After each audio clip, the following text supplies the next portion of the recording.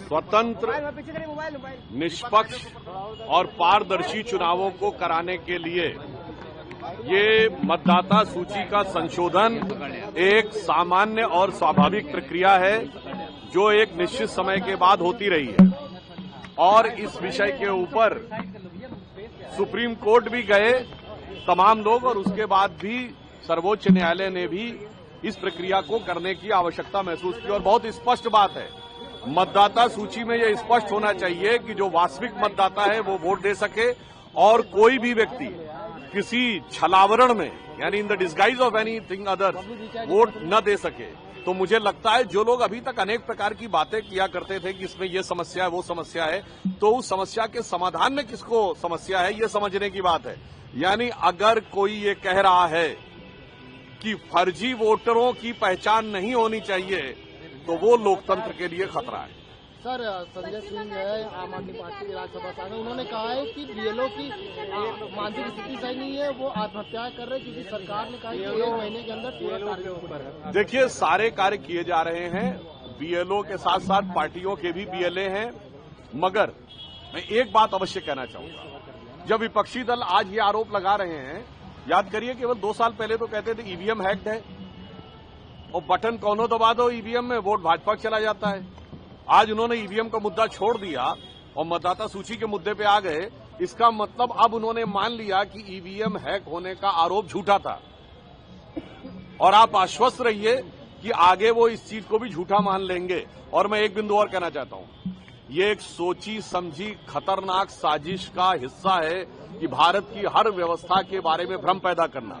विगत 10 वर्षों में विपक्ष ने किन किन चीजों में भ्रम नहीं पैदा किया। सबसे पहले रफाल को लेकर सरकार के बारे में भ्रम पैदा करना, सर्जिकल स्ट्राइक को लेकर सेना के बारे में भ्रम पैदा करना, बालाकोट को लेकर एयरफोर्स के बारे में भ्रम पैदा करना, ऑपरेशन सिंदूर को लेकर जहाजों के गिरने के बारे में भ्रम पैदा करना।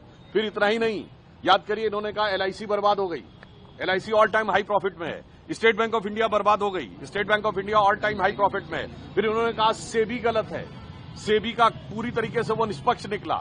उसके बाद याद करिए कोविड वैक्सीन के ऊपर इसी उत्तर प्रदेश के एक पूर्व मुख्यमंत्री जी बोले थे ना, बीजेपी का वैक्सीन, कोविड वैक्सीन को लेकर भ्रम उत्पन्न करने का प्रयास करना। और तो और इन्होंने राम मंदिर के मुहूर्त को लेकर भी भ्रम पैदा करने का प्रयास किया था। तो मुझे लगता है कि उनको समझाया इसलिए नहीं जा सकता क्योंकि जो समझना चाहे उसे समझाया जा सकता है। जो एक कहावत है कि समझ समझ के समझाओ उसको जिसके की समझ है, और जो समझ समझ के बिना समझे समझो कि वो ना समझ है। सर, ममता बनर्जी ने कह दिया है पश्चिम बंगाल में स्वतंत्र, निष्पक्ष और पारदर्शी चुनावों को कराने के लिए ये मतदाता सूची का संशोधन एक सामान्य और स्वाभाविक प्रक्रिया है जो एक निश्चित समय के बाद होती रही है।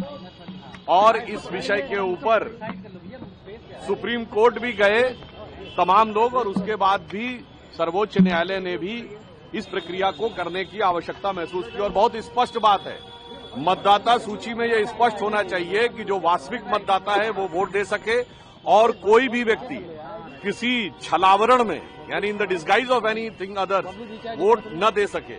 तो मुझे लगता है जो लोग अभी तक अनेक प्रकार की बातें किया करते थे कि इसमें ये समस्या है वो समस्या है, तो उस समस्या के समाधान में किसको समस्या है ये समझने की बात है।